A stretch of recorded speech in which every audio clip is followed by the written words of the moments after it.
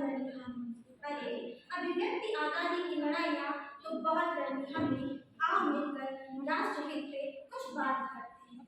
दरअसल पूजनीय माताजी, आदरणीय नायक मंडल एवं मेरे सहपाठी, मैं श्रुति डॉक्टर भीमराव अम्बेडकर कॉलेज छात्रा आप सभी के समक्ष सुशासन के महत्व विषय पर अपने विचार प्रस्तुत करने के लिए उपस्थित हूं। हमारे वर्तमान प्रधानमंत्री नरेंद्र मोदी जी का विजन है कि 2045 तक भारत को विकसित भारत बनाना। ये विजन कहीं न कहीं हमारे पूर्व प्रधानमंत्री श्री अटल बिहारी वाजपेयी जी के सपने से मिलता हुआ प्रतीत होता है, जिनका जन्मदिवस हम सभी सुशासन दिवस के रूप में मनाते हैं।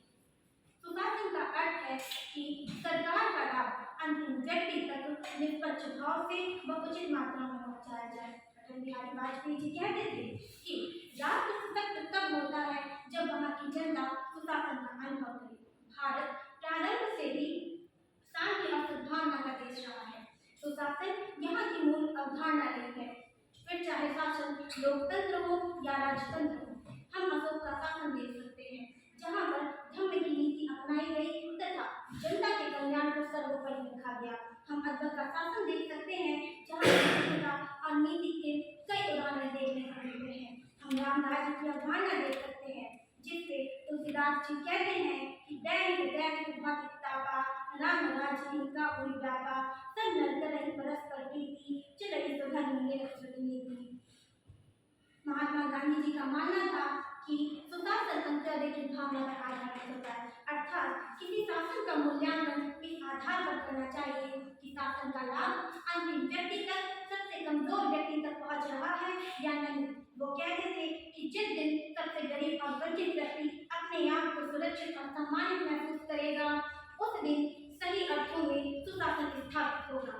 सुशासन की अवधारणा तब चरितार्थ होगी जब वहाँ पर जन भागीदारी हो, अर्थात सरकार की जो भी मंशा हो उसमें जनता सहभागी बने। दूसरा, कानून का शासन हो। यदि किसी व्यक्ति के अधिकारों का हनन हो तो वहाँ पर सरकार द्वारा उसके अधिकारों की रक्षा की जाए तथा दोषी को सजा दी जाए। तीसरा, कानून के सभी कार्य में पारदर्शिता होनी चाहिए।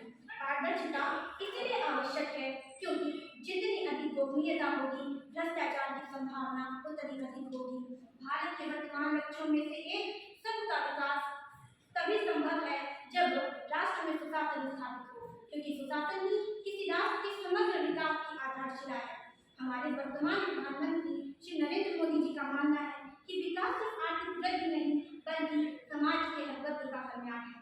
सरकार द्वारा सुशासन और विकास के लिए digital India, skill India, Ayushman Bharat, प्रधानमंत्री किसान सम्मान निधि जैसी कई योजनाएं समय समय पर लागू करती है।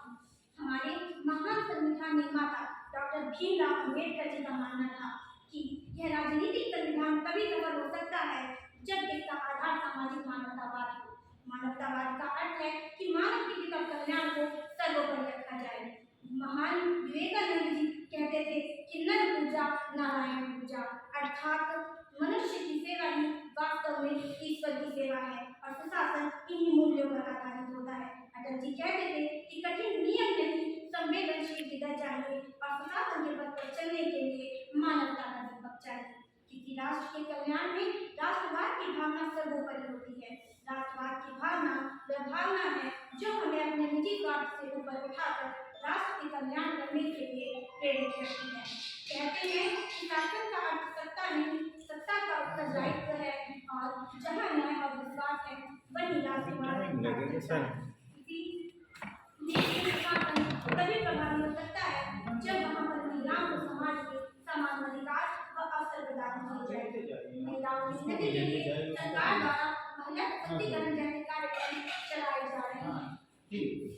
अब अंत में मैं यही कहना चाहूंगी कि शक्ति के विद्युत घर जो व्यस्त विकल्प दिखने को मिल पाए, समन्वय उनका करो तब विषय मांग हो जाए। अर्थात सारी शक्ति हम में ही है, बस आवश्यकता है तो उसके संतुलन की। शक्ति के स्रोत जो बिखरे हुए हैं, अर्थात हम भारतवासी जो अलग अलग मार्गों में अपनी ऊर्जा पूजा कर रहे हैं, अगर हम सब अपने लक्ष्य पर ध्यान केंद्रित करके सब मिलकर कार्य करें तो सभी जगह खुशहाली आएगी, देश विकसित होगा। होगा तथा सुशासन के सभी लक्ष्य पूर्ण हो सकेंगे। धन्यवाद। जय हिंद, जय भारत।